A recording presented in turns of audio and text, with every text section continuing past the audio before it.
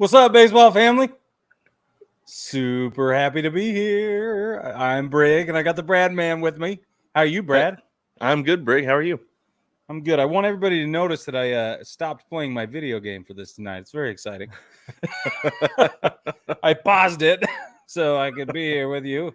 No, it's good. MLB The Show, I'm testing it out. You'll see more content coming out from us about video games. Brad posted his first video game play on YouTube, actually, just a couple of days ago. Right, Brad? Yeah, it was on Wednesday. It was yesterday. I played Bad News Baseball. The OG. The OG, yeah, from the OG Nintendo. And it looks like it, too. Yeah. It does. Looks like it, plays like it, all of it. I'll tell you, Scott really rakes, though. Scott does rake. Yeah. Same with Barry. Man. Barry hit a couple dingers. Barry did, and then Ernie came through right there at the end, didn't he? It was pretty exciting. Yeah. It was pretty Ernesto exciting made game it a game overall. Yeah, he did. Yeah. It wasn't supposed to be a game, but yeah, well, you're a little rusty, and I feel like that's okay. Been almost 30 years. Baseball family, instead of teasing Brad about his 30-year-old video games, which we would love to do more of, but we have to get into the show tonight, which includes some current events. The first thing that we have to talk about is that Charlie Montoyo was just summarily dismissed from the Toronto Blue Jays this week. I don't even know what the internal dialogue sounded like, obviously, but it was abrupt. It was rather sudden. And then what I found most interesting, Brad, is that Bo Bichette has come on the record now saying, I do not disagree with the decision. Now that's a little out of context. Not a lot, but just a little. He said the organization's going to do whatever the organization does, and that's none of my business. But I still agree with the decision. I don't disagree with the decision. So he kind of told the party line and threw his own opinion in the hat. I just think it's important to give everybody the full context. Right. But still, like, he could have come out and been like, oh, yeah, we were all blindsided by it. But kind of like when Mike Schilt got fired, right? Yeah, that was the Cardinals. Weird. They were all kind of like, that's still weird.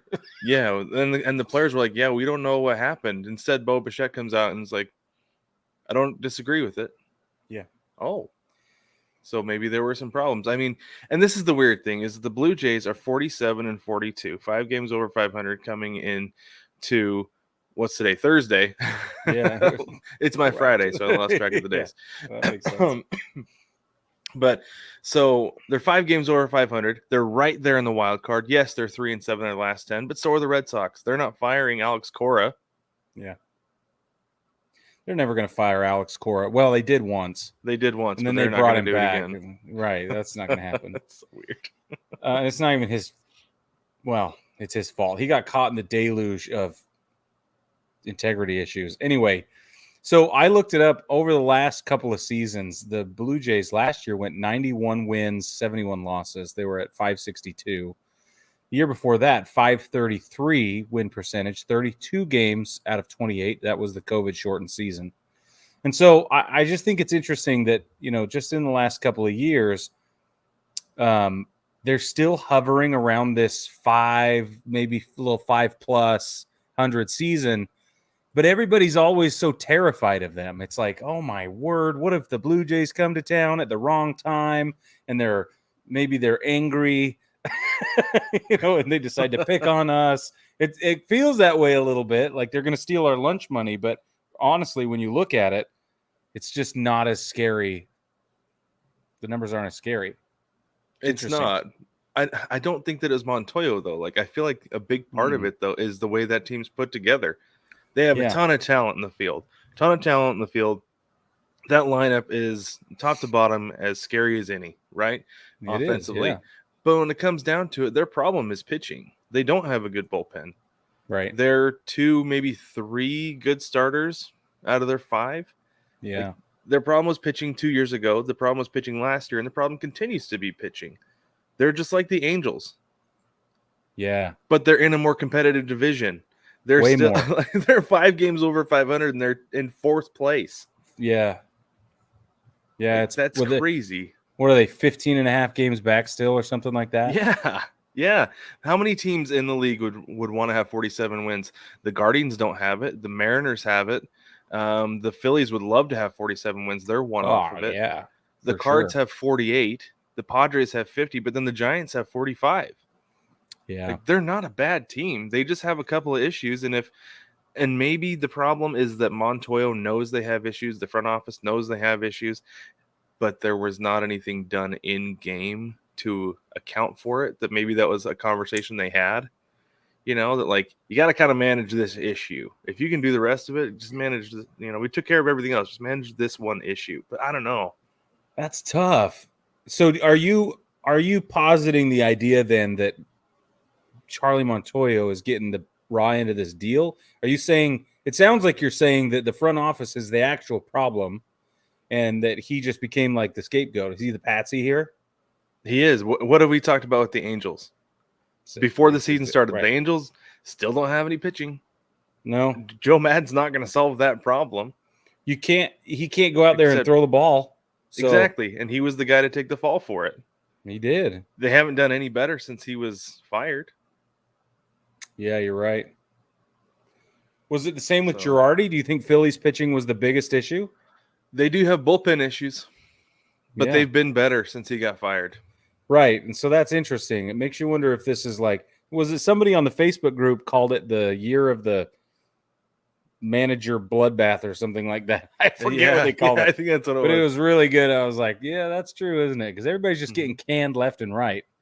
Yeah. I don't know. Well, for a while there, Mariners fans were calling for service. I think people still do. But, 10 in a row is going to ease that a little bit. No doubt. Speaking of 10 in a row, can we just nod to the Birdland fans really quick? Like, everybody in Baltimore is attending games again. Like, they're selling out crowds. Yeah, they're selling out crowds. Yeah. It was interesting. I was listening to the Yankees game. Had nothing to do with the Orioles. Nothing. And Susan and John were just extolling the virtues of the Baltimore fan base. They were saying, of course, they don't want to show up and watch a team lose every day. I wouldn't either.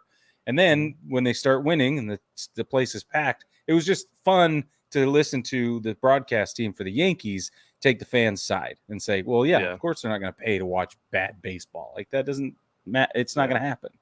Yeah. So, well, and that's kind of the way it is in Seattle too, is that like that place is generally empty for the most part. But this year now they've kind of shown some signs of life. They're starting to. It's like people are starting to show up. And they sold out the opening series of the season because of expectations, right? Yeah. And Jesse Winker called it the Electric Factory, and it stuck. They've been calling it that ever since. But then, like, at this point, they win 8 in a row, win 9 in a row. Last night, they won their 10th in a row. And it's like you can still hear it a little bit from fans, like, well, yeah, but they're still going to fall off. It's still the Mariners. Right. It's like, no, this team's good. Just go to the games. Plus garlic fries, and strawberries. Garlic fries. Yeah, that's right. All right, we're going to move on. So the home run derby list has been officially announced. Everybody's in. Mm-hmm. It's what do you call it? It's not evenly split. Excuse me, not evenly split again. Last year it wasn't evenly split between the American and the National League. I don't know why they do this to us. It makes it hard to broadcast. But we're going to do it the same. Make bets is what it does. Yeah, it does. That's a good point. So we're gonna let you know we've got Juan Soto. This is the official lineup for the home run derby Monday night. Juan Soto, Kyle Schwarber, Ronald Acuna Jr., Julio Rodriguez, J-Rod, Albert the Machine Pujols, Polar Bear Pete Alonso, Jose Ramirez is gonna do this thing, and the dark horse for the last spot is Corey Seager out of Texas, Kyle's brother. For those of you that don't know, very excited. So It's interesting though that like so that's Soto, Schwaba, Yep. Acuna, Yep. Pujols, Alonso, 5, like you said. There's 5. I had 4 5 out fingers of in the 8 screen there. in the 5 and the National 8 are League. from the National League. And Yep. then I wonder if Corey Seager is almost like a Dodgers emeritus representative because nobody from LA Right. is on that list. No, there's There's no not. Dodger, which is surprising to me. I think so too. But again, this goes back to the competitive teams. If you look at, I mean, well, no, it doesn't, because the Phillies they're still in the fight. The Braves are in the fight for sure. Mhm. The Mets are right there, although Polar Bear has shown that there's no difficulty with him taking the field, stepping up to the plate in games after having competed in the Derby. So that's not a problem. And then the Cards, let's not forget the Cards. So I don't know, man. Plus Cleveland's ball club. So I don't think it has to do with like, well, we're not doing very well, so why don't we just send a guy? Yeah, I don't know. Makes me I don't know wonder what it is. though. Makes me wonder though if that's why Stanton didn't go. They're like, no, dude, look, if you get injured again, then we're gonna have to redefine the terms of this contract. It might be. Because that's how the fans feel. Like, it'd be fun to watch him in the Derby, but I wish they would open this up. Where's Miggy? That's my issue with the roster. It's my only complaint is that I don't have It's because Miggy. Pujols has like 3 times as many home runs as Miggy. That's why. Don't care. That's why Miggy's not there. Yeah, it would be fun though. Well, and I still think the only reason Julio Rodriguez is doing this thing, I think that they like specifically asked him to do it. Yeah. And I think part of it's like, do it this year, and then next year the stage is yours. The whole thing. Yeah. The home run derby, the All-Star game, it'll all be yours. Do it now and get yourself ready for it. So we've talked about Soto. I think he makes a lot of sense. Schwarber makes a ton of sense. Acuna, everybody knows he rakes. Julio obviously is this guy on a pedestal. Pujols, super dub. Pete Alonso's going for the three-peat. Jose Ramirez is not any slouch, but Corey Seager, I have to explain Corey Seager to some people because even I had to look it up and explain it to myself. Currently, he's at 21 home runs this season, right? He's had 6 in July. His career high for the season mark is 26 total. So he's 5 home runs away from matching his entire single season career record. And he's already had 6 this month. It's only the 14th of July.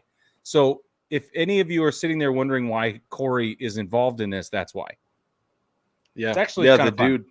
The dude rakes, like he mashes. Yeah. And he got off to a really slow start this season too. That it was starting to look like, oh wow, he took his money and that's it. It did. Right? That's what we thought. Yeah. Well, and this might further prove that. Let's be honest. I mean, this is another fun opportunity to get your name out there and build your popularity. But yeah. Anyway, baseball family, we're really glad that you're here with us on our Thursday night live. If you're chimed in, if you're watching, let us know in the comments. We are streaming this live on Facebook, YouTube, and Twitch. We do it every Thursday night. And we keep referencing the Home Run Derby because we have an exciting announcement that we've made a couple of times. Well, I'm going to plug it one more time here. Monday night, ESPN, 8 p.m. Eastern time, is the Home Run Derby. We are going to be doing a play-by-play Home Run Derby show live on these same 3 platforms, Facebook, YouTube, and Twitch. What we encourage you to do is to turn on the TV, mute that, turn us on instead because we're way more fun. And you're going to have way more fun with us. We're a lot more irreverent than what we like to say Joe Buck never was allowed to be. And it's a big, fun couple of hours, and we have a good time. So we encourage you to join us for that on Monday. Yeah. Well, and I think to say play-by-play is like a little bit, well, it's not quite play-by-play, but it's like commentary, right? We're commenting on what's going on and reaction and things like that. So yeah, it's fun. It's a good time. It's true fan come reactions. in and join us in the comments and things like that. So yeah, and we do talk back and forth a lot. The interaction in the comments is our favorite part, for sure. Exactly right, for sure. All right, let's jump into our live games for the week. They're all live, by the way. They don't pre-record any of these ball games. Not anymore. Not since the steroid era. Okay, this weekend's games. I'm Brad. Let me take Friday, and then you take Saturday. All right, sounds good. So this weekend's games, Friday will be Apple TV is the first one available, 8:30 p.m. Eastern. Pirates at Rockies in Coors Field. Basically, this is going to be the home run derby before the home run derby. We expect a handful of these players to really hit the ball a lot. Mm-hmm. Brad likes to watch Vogelbach do his thingy thing, and he ought to be raking. So I would think so. That I would say I'm going to give Vogie. I'm going to give him 3 dingers this weekend. Whoa, are you going to put money on it? I might. Yeah. Yeah. I got a little bit of money in my DraftKings account. Yeah, okay. I won it in a pool actually last weekend. Nice. Yeah. On free money again? Free. Yeah, free money. Yeah. Playing house money. Of course you did. So I'll put some of that on Vogie hitting dingers this weekend. Yes. That's awesome. You got to do that. So that'll be at 8:30 Eastern. Obviously, some of this depends on where you are, but then the D-backs will be in San Diego playing the Padres. That'll be 9:30 p.m. Eastern. Basically, the Padres have to take every one of these games, not only to secure some momentum and some of the standings in, where they are, but also because these are, Brad likes to say, teams you have to beat. Mm-hmm. And so that's exactly what's happening here. This is the D-backs went on like they had that stretch where they were pretty decent for a little while, but they're not anymore. They're not good they're bad anymore. Yeah, they're bad again. But it's crazy because the Padres, I feel like it happened overnight, are now 9 games back. We were talking last week about how they were right in it with the Dodgers, and now all of a sudden they're as out of the division as the Mariners are almost in the AL West to Houston. Yeah, which feels like a mile. So it is a mile. They got to win some games. If you're hanging out with Anaheim, it's a mile away. At least. Yep.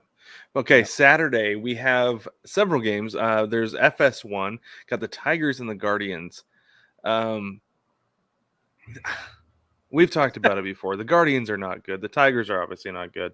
But Guardians went on a stretch there, though. They did, and it was I think it was a flash in the pan. But I'm curious watching this series how the Guardians do and see if they can get back in the wild card hunt. Yeah, because they should be able to take a couple this weekend, I would think. From the Tigers, yes, should be able to. If they can't, then put a fork in them. Yeah, 100%. That's what I think about that. And then on Fox, we've got games at 7 p.m. Eastern. Check your local listings for these. These are regional coverage. You got the Red Sox at the Yankees, and then also the Brewers at the Giants. Now, we know what's going on with the Red Sox and the Yankees. Last weekend, Brig, sorry, I'm going to touch a dark spot just a little bit here. There was a split.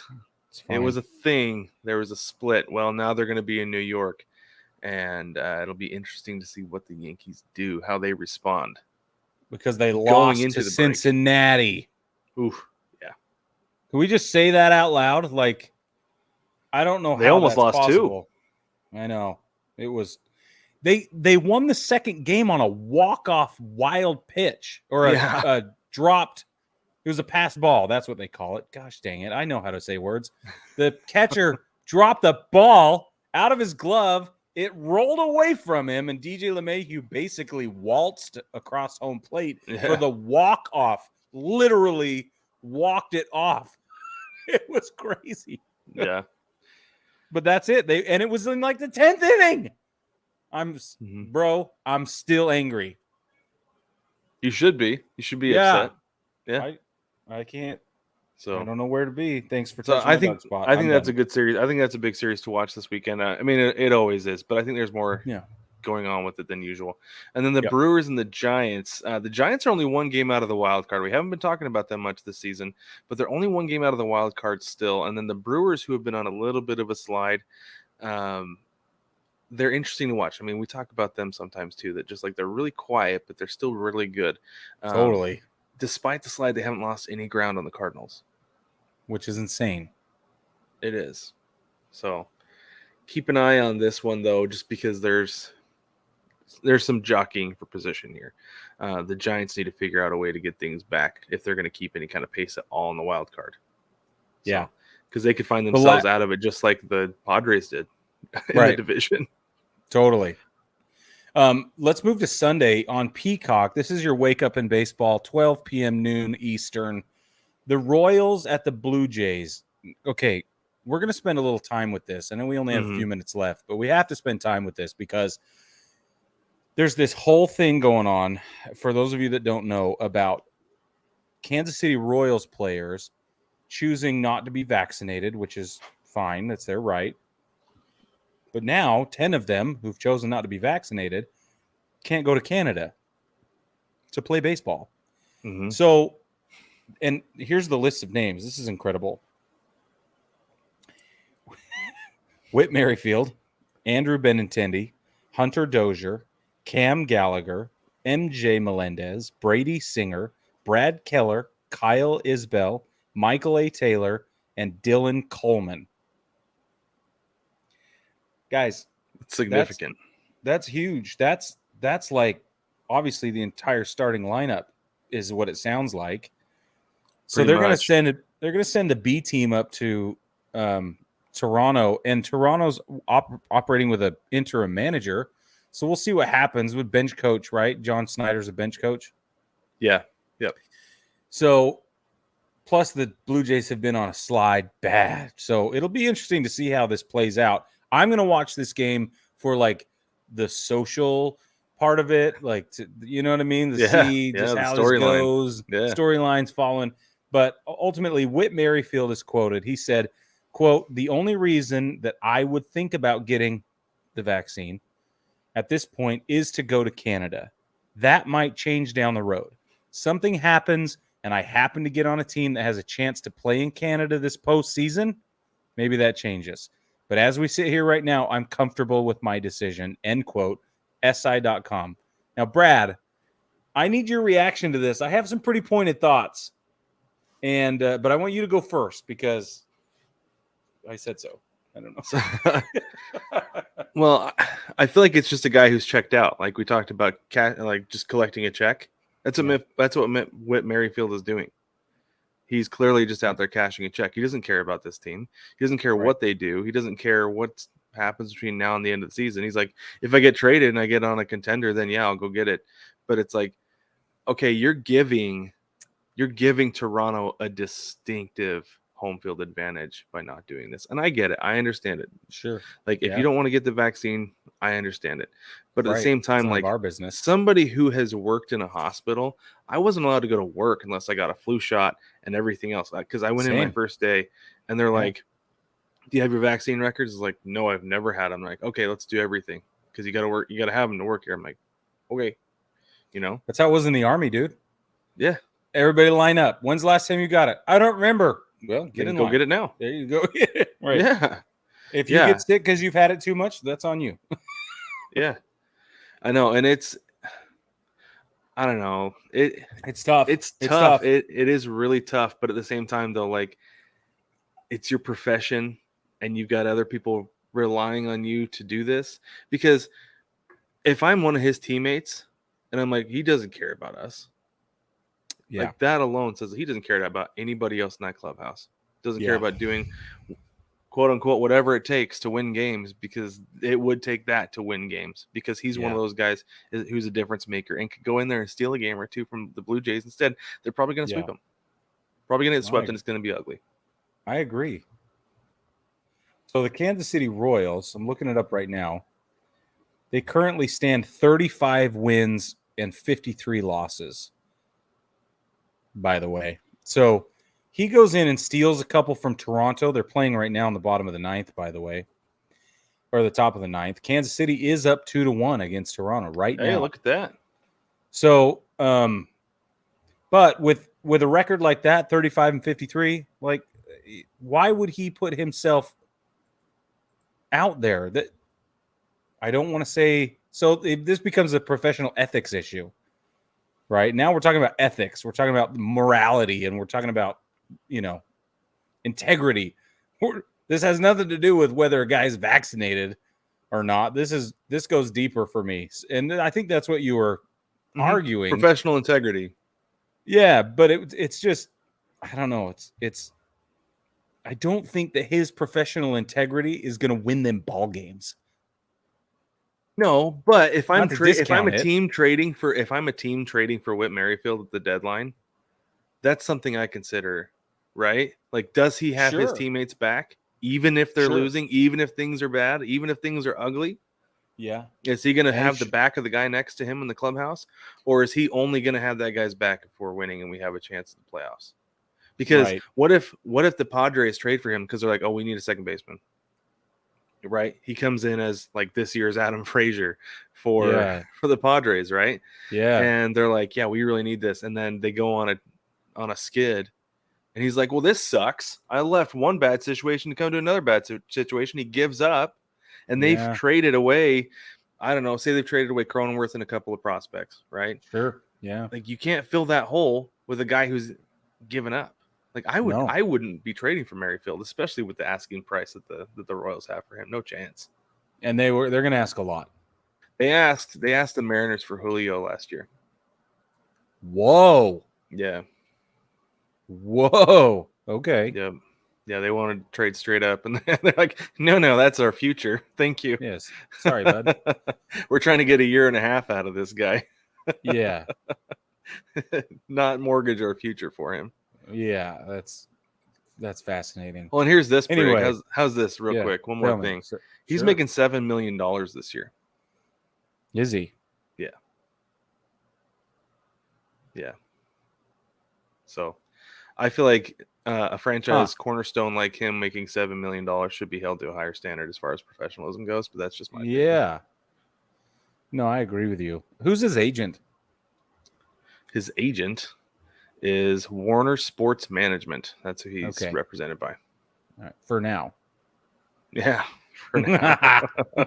Because with an attitude like that, it sure smells like a duck. It could be. You know what I mean? You're if it walks like a duck and it talks like a duck. Yep. For those of you that are not in on this inside joke, we're talking about our favorite agent, Scott Boras, which is a term we use derisively. It's his name, but it's also a term we use derisively. We call him Scotty B for that reason. Yeah. Yes. Anyway.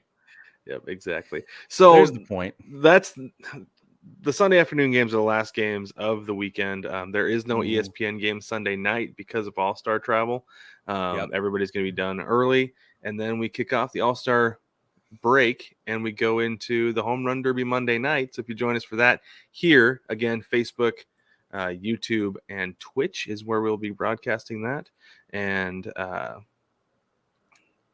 just commenting and having fun. Just come join the conversation. It'll be a good time. We're going to be here the whole time. Yeah, so we pop will. in, pop out. Don't feel like you have to sit down the entire time. But go ahead, Brig. Speaking of the conversation, Joanna Lestari just jumped on Facebook. Hey, Joanna, thanks for commenting. Your comment's a little cryptic, though. It says go. I'm trying to figure out what that means. I'm pretty happy about it, though. So if you want to just clarify that in the comments, that'd be great. Otherwise, I agree with you. Go. Maybe you're having some existential thing.